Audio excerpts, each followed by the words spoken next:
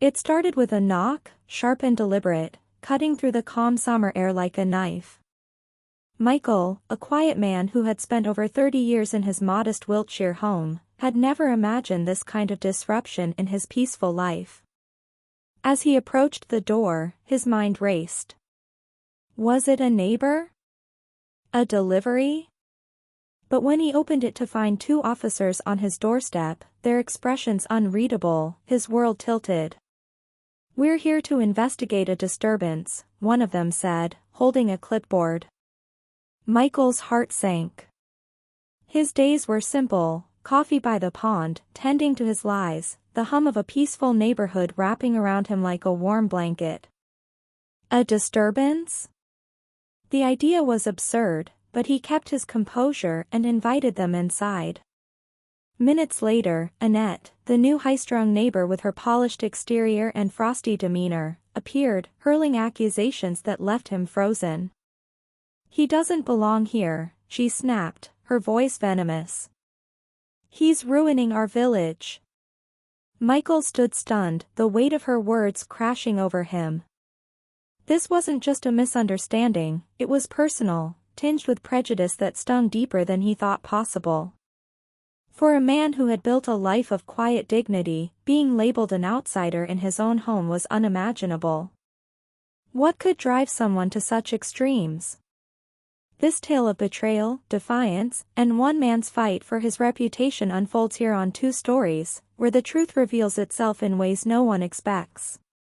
Stay tuned to see how Michael turns the tables in a battle he never asked for but refuses to lose. Michael's morning routine was his sanctuary.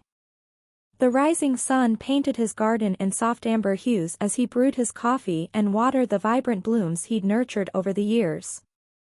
It was a routine of peace and solitude, a daily reminder of why he'd chosen this quiet corner of Wiltshire decades ago.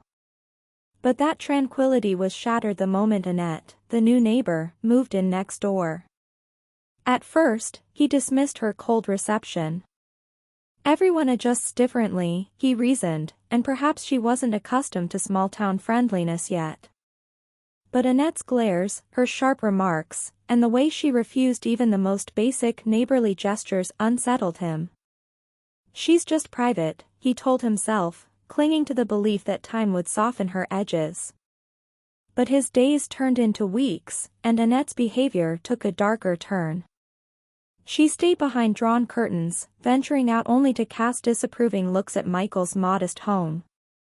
One sweltering afternoon, while Michael lounged by his small above-ground pond, she stood on her porch, phone in hand, snapping pictures.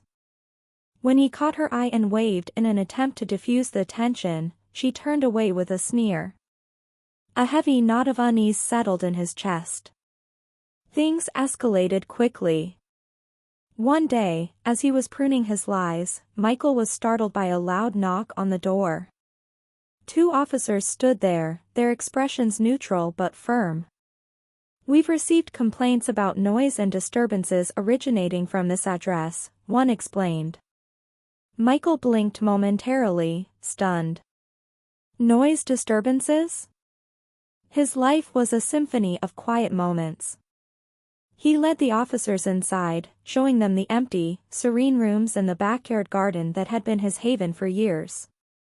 As the officers left, the truth behind the complaint became horrifyingly clear. Annette appeared at the edge of her property, arms crossed, and her voice laced with venom. "He doesn't belong here," she declared loudly enough for the officers and half the neighborhood to hear. "He's a drifter pretending to fit in. This village deserves better." Michael's mind reeled. It wasn't just an insult, it was an accusation that cut to the core of his identity. A man who had worked tirelessly to build a life in this community was now being painted as an intruder. He clenched his fists, his instinct to defend himself warring with his resolve to remain composed. "I've lived here for 30 years, he finally said, his voice steady despite the rage bubbling beneath.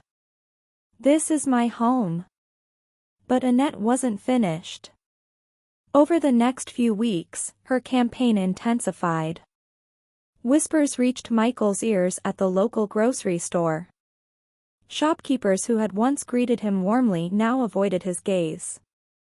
Posters appeared around the village, grainy photos of Michael in his garden captioned with damning words. "Does this man make you feel safe? Demand a safer neighborhood." Each new attack chipped away at Michael's composure.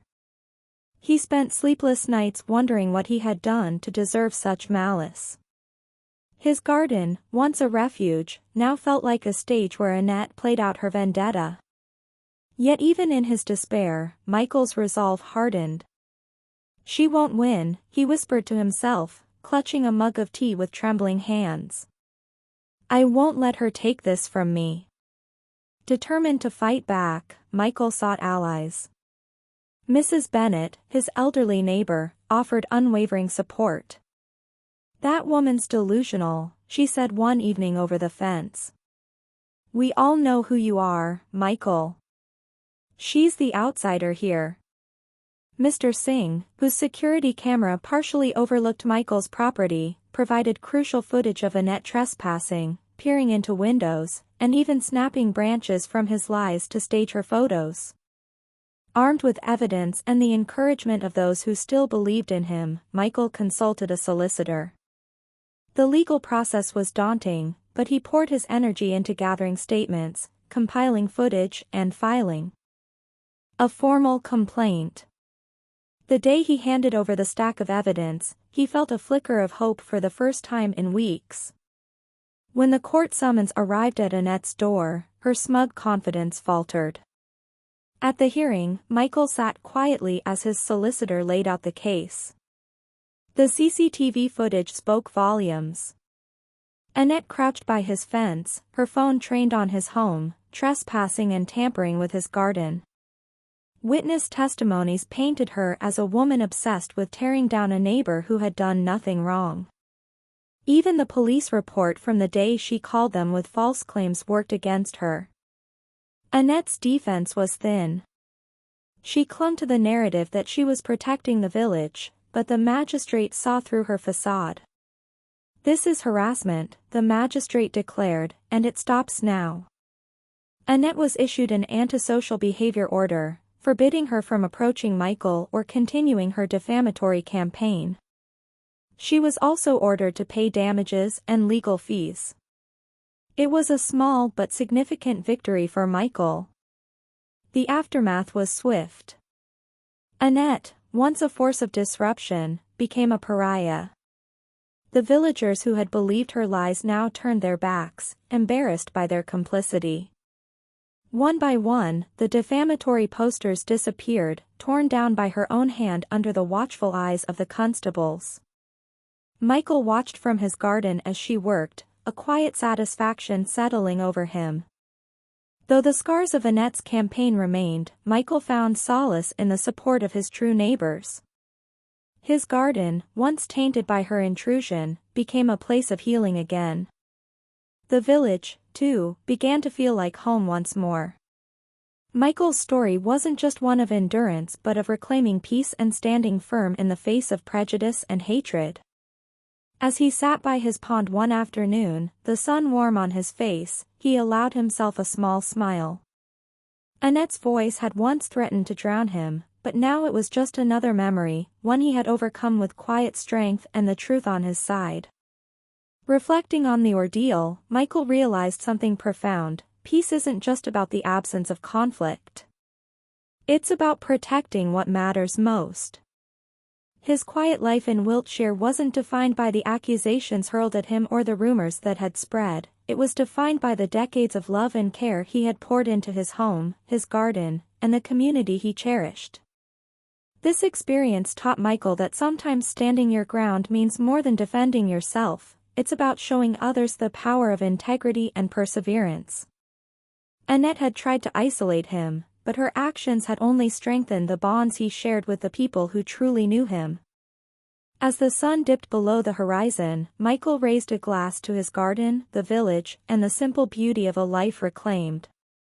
"This is my home," he said softly, a smile tugging at his lips. And for the first time in weeks, the words felt unshakable. 2 stories, grow by liking, sharing, and subscribing. Let's hit 10,000 subscribers and keep sharing the stories that inspire and remind us all of the strength found in the everyday.